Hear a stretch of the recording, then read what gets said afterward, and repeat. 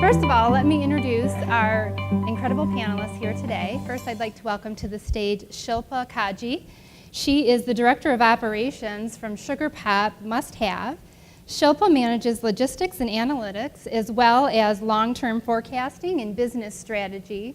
Prior to joining Sugar Pop in 2012, she worked for the Gilt Group in the home division, where she analyzed cross-category sales performance.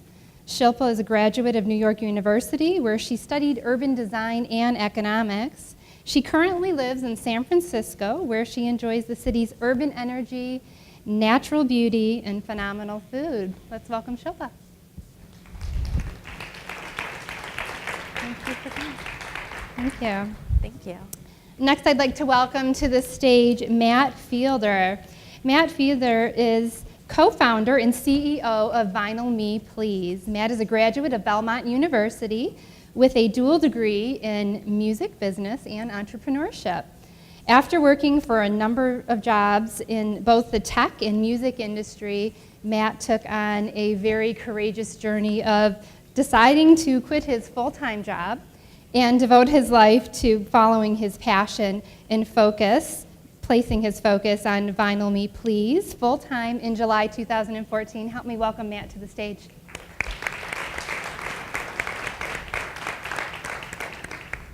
And last and certainly not least, I'd like to welcome to the stage Bianca Jade. She is a Midwestern Latin-born TV host and online fitness personality, best known as Mizzfit. From her online fitness destination, Mizzfit.com, where wellness meets style. Bianca graduated from Cornell University and uses her education as well as her past experience in forecasting emerging trends for TV shows such as The Today Show and online and publications such as People, Style Watch, and US Weekly to enhance Quarterly Co. Let's welcome Bianca to the stage.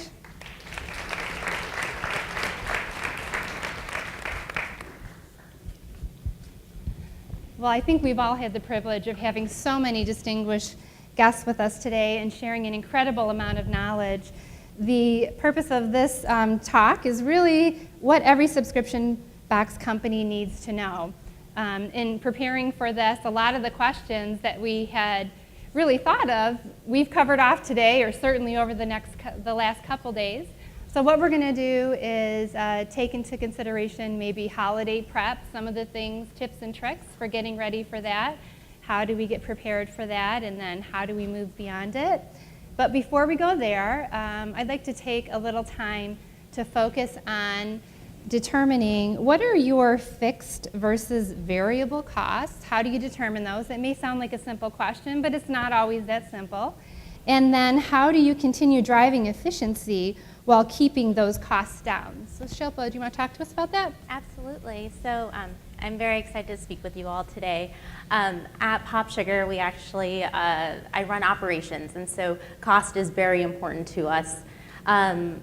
With almost everything, there's a fixed cost and a variable cost. So a fixed cost is something that you can't change the cost of, regardless of the number of units you're purchasing or the volume or whatever the case might be. A variable cost is a cost that may increase or decrease based on your volume. And so whether it's with fulfillment, shipping, packaging, there's always variable and fixed costs. And I would encourage everyone to research what those variable and fixed costs are so that you can make the most efficient decision. And so one example that I always like to share is earlier on, we had a box that had a foil stamp. A foil stamp is a fixed cost. You have to pay for that actual stamp regardless of the number of boxes that you're printing.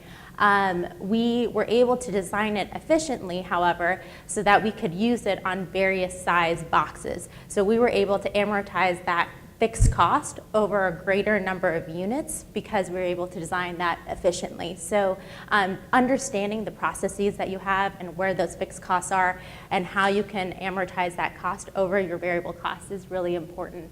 Another example is it was in our early stages, it was actually more cost efficient to just produce the amount of boxes that we needed for that particular month, because to produce over that amount, even though the variable costs would go down, we would have an increase in storage costs, and when we did the math, it didn't net out. However, when we revisited that portion of our business a few months later, we realized that it was actually less expensive, and we had greater cost savings by producing greater number of boxes and being able to store them even if we were storing a greater number of boxes. So again, with all of the things that you're working on with shipping, with fulfillment, with packaging, I would definitely take a deeper dive into what your fixed costs are, what your variable costs are, so that you can make the most efficient decision. Great advice. Yeah. Thank you. So yesterday, I know we had a discussion talking about fulfillment and making the decision to either do your fulfillment in-house or outsourcing it. How do you currently do it in-house or outsource? Okay, how about you, Matt? We outsource as well. Okay. And is this something, how did you guys go about making that decision on if you were going to outsource, or when you made the decision to outsource versus keeping it in-house? And what would you say are some of the key pros and cons that you need to take into consideration when you're making that choice? Absolutely. Would you like to go ahead? Yeah, so when we started our first month, we had 12 members, which doesn't sound like a lot, but we were amazed that 12 people were paying us to send them records. Like, that was amazing. And what we did is, like, we just literally packaged them as if they were like a gift, and did that in our apartment, and then walked them to the post office and shipped them out. And we did that for about 2 years almost. We got through about 5,000 boxes doing it ourselves in a similar manner. Ultimately, that became, quite frankly, a huge pain in the ass. We didn't have the space, we didn't have the people, we didn't have the experience, we didn't really have the know-how in order to really understand what it means to build an efficient fulfillment process. So we started looking for partners that had that experience that we could leverage so that we could focus on what we needed to do, which was grow our business, send people great music, and create an amazing experience for our members. So ultimately, that was the decision point. And the costs that go with it, we just didn't feel like we could, in enough time, do it ourselves in such a way that we would save the money that would justify kind of the investment that it would require to get it off the ground.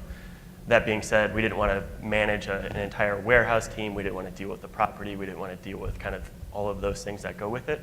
So it's been easier for us to outsource that to a partner that we know, that we trust, that has experience in that, has expertise in that, and also has experience as it relates to our particular business model, so that we can grow and scale without that being a choke point for our business. To add to that, I think a lot of fulfillment houses have a invaluable expertise in actually packaging and shipping boxes. And so we really look to our fulfillment houses to help advise on the best way to package items so that they arrive in one piece to our customers, and to do the appropriate Q&A and various tests that you have to do to make sure that that package arrives carefully. One thing that I didn't even think of was doing a drop test to make sure that our box can actually survive the trip from the warehouse to the customer's house. And so rather than, dropping a box off of a ladder in our office, we were able to do more sophisticated tests in our warehouse to ensure that our customers were able to get a package to them that was in pristine condition. Very great points. One thing that I would say fulfillment definitely ties very closely to is customer service. And I know we've touched on it a lot, but customer service is king, so we're going to touch on it one more time. Bianca, do you want to talk to us a little bit about the importance of having a dedicated person for customer service that's not necessarily just about the basics of what that means? Yeah, so the one thing I learned, I don't own my box, I'm the curator of it for Quarterly Co., is that when you have your name on a box, like it's literally the Bianca Jade Mizzfit box, you become sort of, who all your subscribers identify as like that person responsible for the box, even though Quarterly does run most of the operations behind it. So when, like on the weekend, when Quarterly isn't answering their customer service emails, guess who gets them? Me. So at the beginning, you know, that was kind of a challenge because I didn't know how to deal with it, but then I realized it was important. So I was going to take that on. So in all of my box, there's a letter in each one of my curated quarterly boxes, and I created an email account for my subscribers to be able to reach out to me with any of their, you know, concerns, feedback, positive, negative, whatever, any problems they were having, because I wanted to be available, you know, to answer those questions when quarterly couldn't. Because, you know, my subscribers are everything to me, and I'm a smaller sized box in terms of numbers compared to a lot of the people that are here. So I don't want to lose those subscribers just because quarterly couldn't reach them on a Saturday. I want to be available to them. So instead of kind of like thinking of that as like a negative thing, like, oh my gosh, here's like another thing I have to do, I actually decided to take that on, and kind of became fun because with every problem I was able to actually ask my subscriber, you know, how are you feeling about the box? Tell me what you love about it, what you don't like about it. And I was getting a lot of amazing feedback that actually helped me design even better boxes down the road. That's great. Matt, how do you handle customer service? Do you have dedicated hours for that? What do you do on the weekend? Yeah, I mean, it's really, I mean, our members are why we have a business. We're totally bootstrapped, so without our member base, we don't have a company.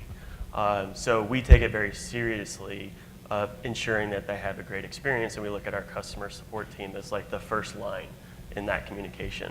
So we use those opportunities as ways to establish relationships with them, to communicate with them. In any chance we can, we go above and beyond to surprise and delight, to do more than maybe what they would expect, so that they walk away thinking like, oh my gosh, that was an amazing experience. Like, I can't believe that I just dealt with somebody through the internet and got something resolved. Like, that's weirdly not the norm. So as it relates to kind of off-hour stuff, like we have customer support stuff coming in from all angles. It's on Facebook, it's on Twitter, it's on our forum, it's on email. My phone number is attached to like our billing service, so I get like calls all the time. And it's, you know, we have an autoresponder on like our email chain, so if you send an email that says, well, these are our hours, we'll get back to you in the next 24 to 48 hours. If it's on Twitter, we try and funnel everything through email because that's the easiest place for us to manage it. And then we're just pretty upfront about like, you know, this is when we're on, this is when we're not. We, you know, we in our company, in our culture, it's really important that we do have a work-life balance. So as much as we can, we try and say like, hey, the weekends are important for us. That's when we recharge. That's when we re-energize, and we'll get back to your thing on Monday.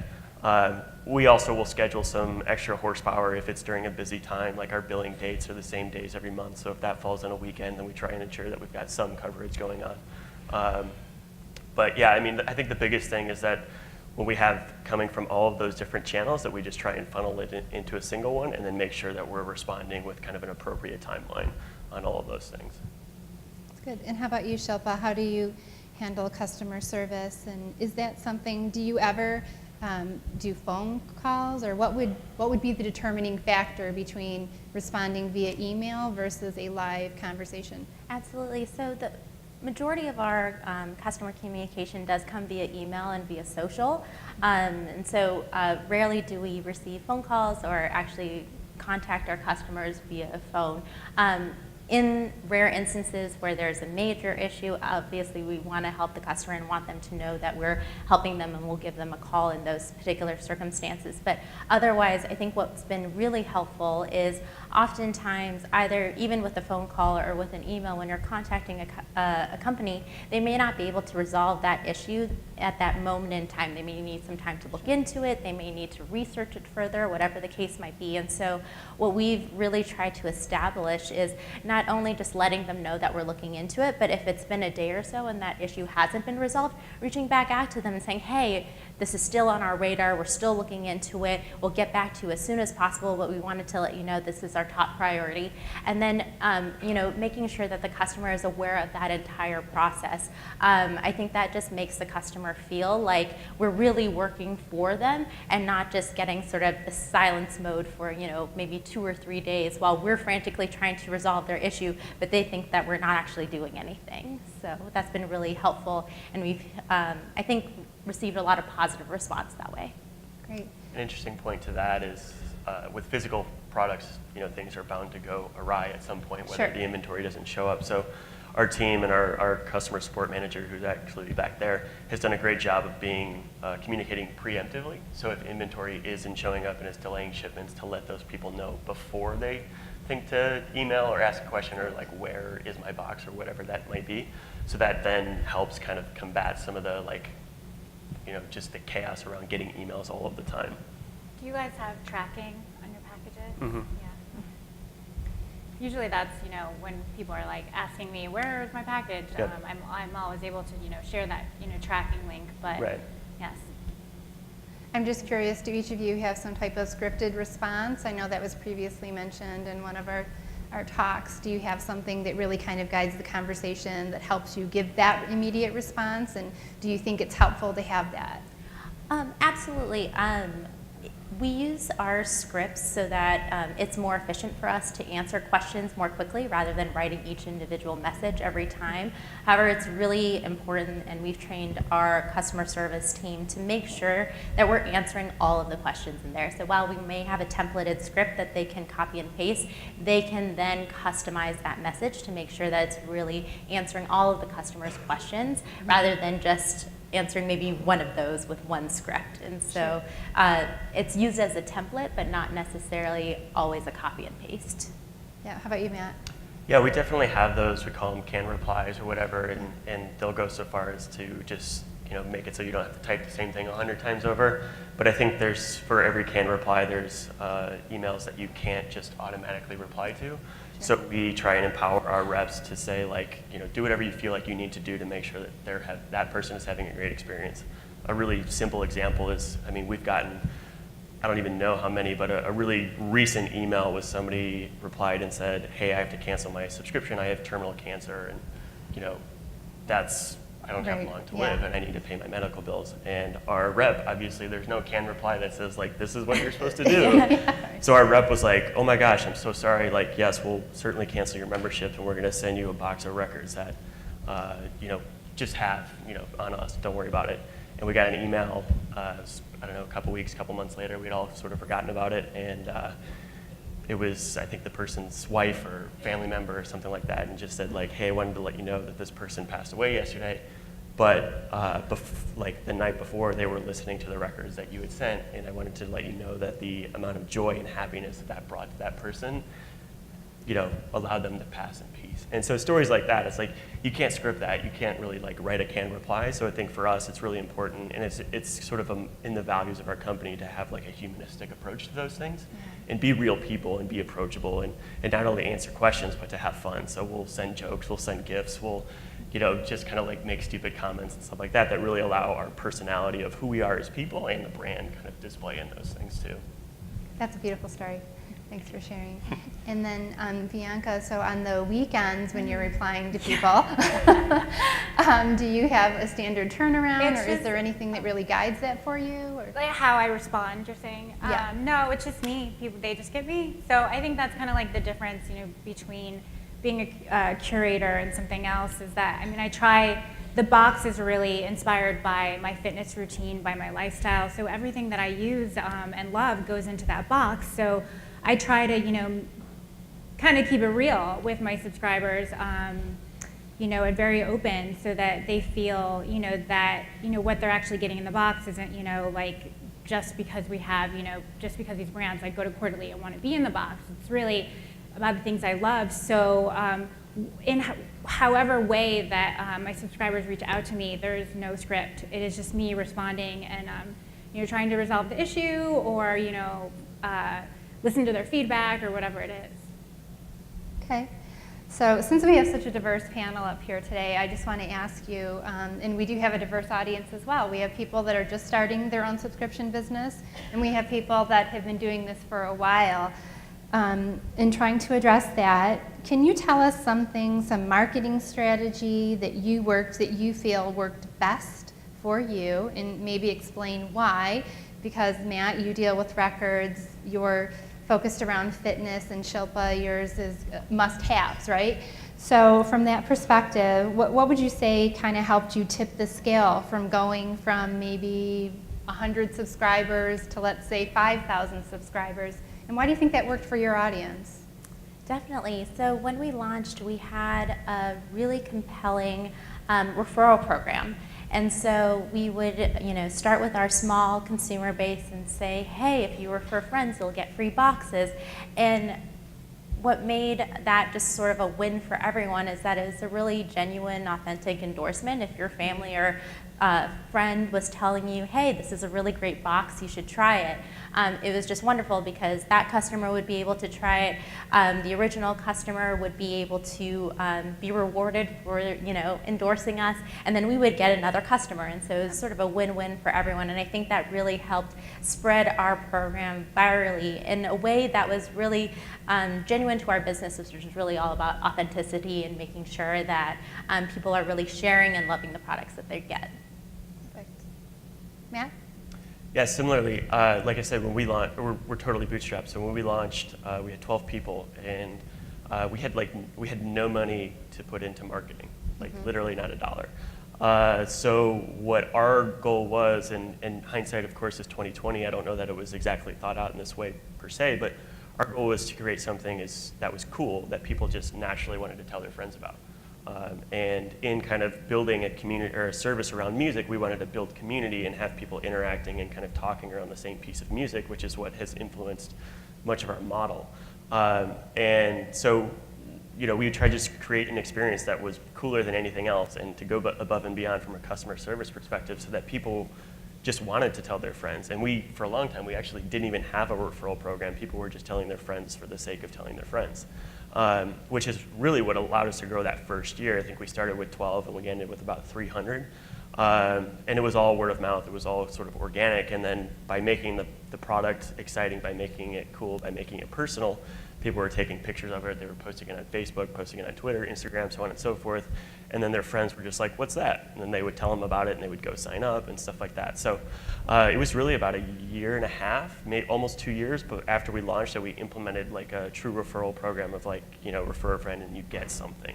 But really leading up to it, the foundation was there, and it was just sort of like everybody was doing it organically. And then as we grew and had more budget, we started focusing on social media and putting ad dollars there, which is interesting because it's really helped us a lot. It's really helped us build that community in kind of a more widespread manner. So now we have people that interact with us as a brand, whether they're a member or not, via Facebook or via Twitter or via our forum or something like that. And they're a part of our community, but they may or may not be a subscriber.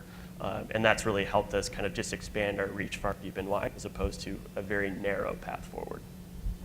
And Bianca, from a creative standpoint, I know you do a lot of curation with Quarterly.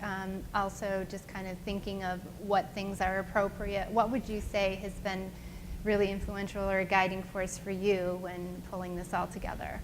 I mean, the guiding force is just fitness. Everyone wants to lose weight and look better and be fit. So, that is a ongoing need, and there's a huge market for that. So, we don't really go,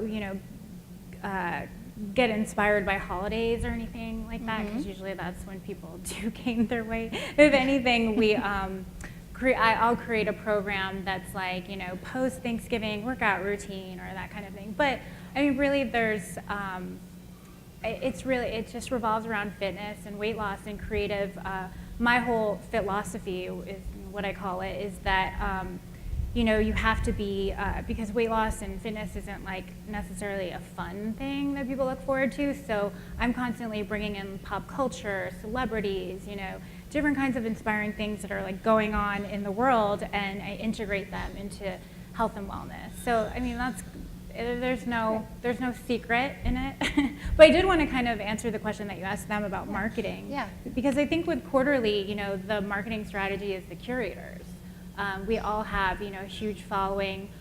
We all have fans and followers that love what we do in the category that we're in. So for Quarterly, it's really the curators that are using their social media handles and networks and channels and everything like that to promote the box. So I think that's really how they've been successful. And I know it's through my YouTube videos, through the videos that I make for Instagram or Snapchat or whatever it is that really fuels our signups.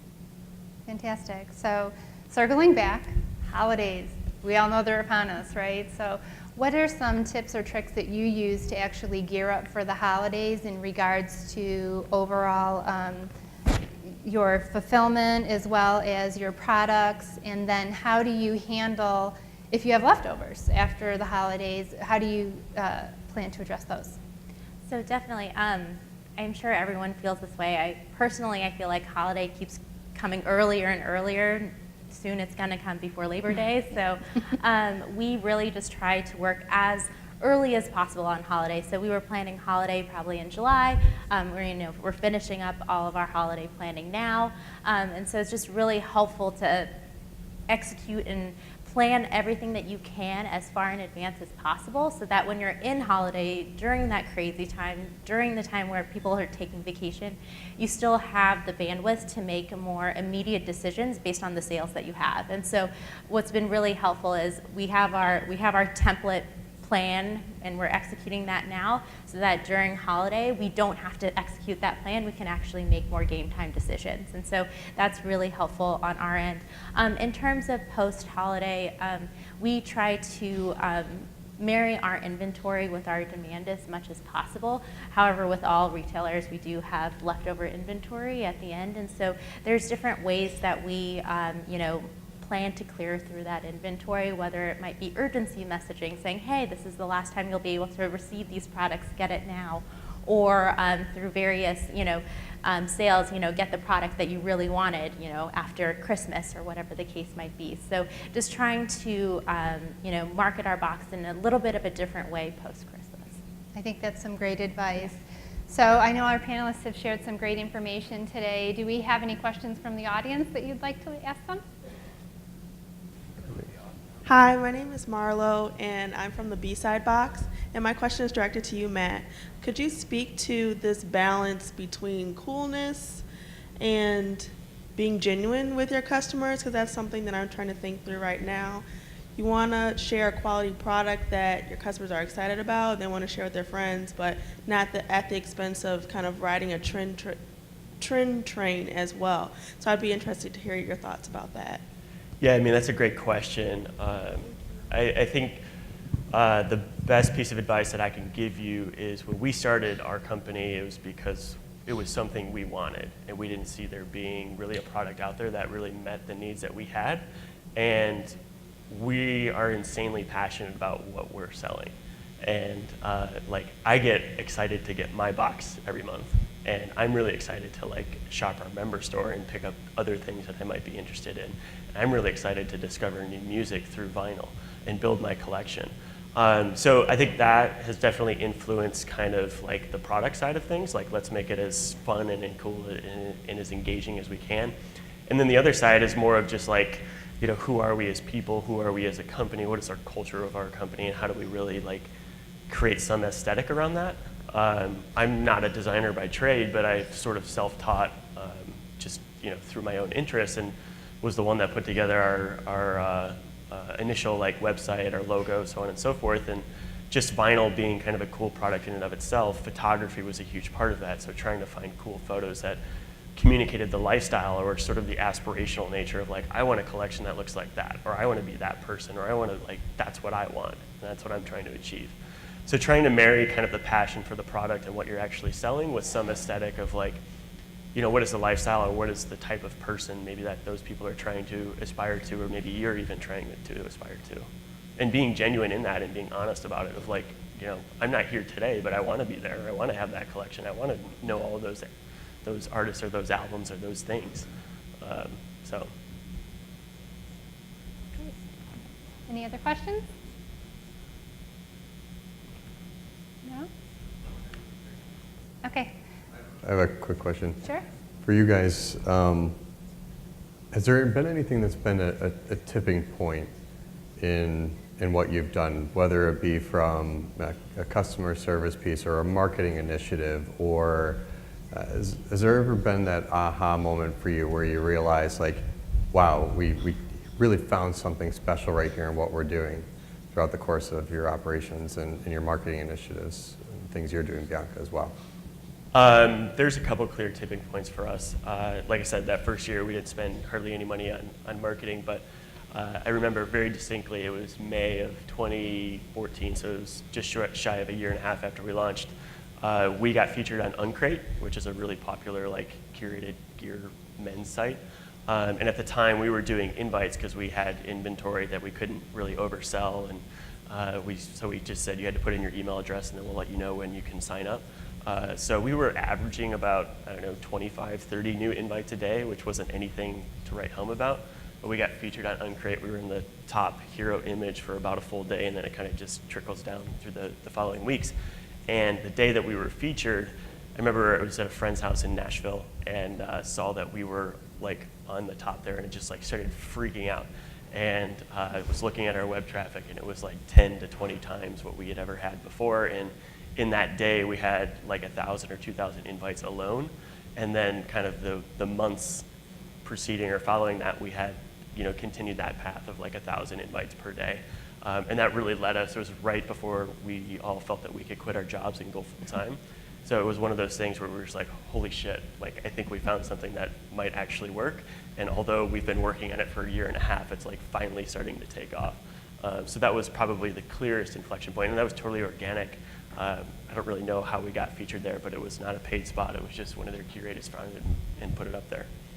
For us, so the core business that we have is a monthly subscription box, and we were trying to decide whether or not we wanted to layer on to that. And so one of the additional products that we have are quarterly limited edition boxes, which are a one-time purchase and feature more expensive items. And so we decided to put it up on our site and see how many people would purchase, and within a day they sold out. And so then the next day we said, okay, well maybe we could get more product. And so we doubled it, and the next day it sold out. And it was just a validation of the fact that there are a lot of people who want more of what we're offering, and so that was very exciting to see that as well. I think, for me it was really, when I'm on television hosting, or I'm guest blogging or featured in People magazine or that kind of thing, before I wasn't really promoting the box, because it was just like, it was part of what I did. It was part of the collection of things that I do, but I didn't realize that people wanted to know so much about my lifestyle and what I was doing to stay in shape when I was talking about something entirely different. So I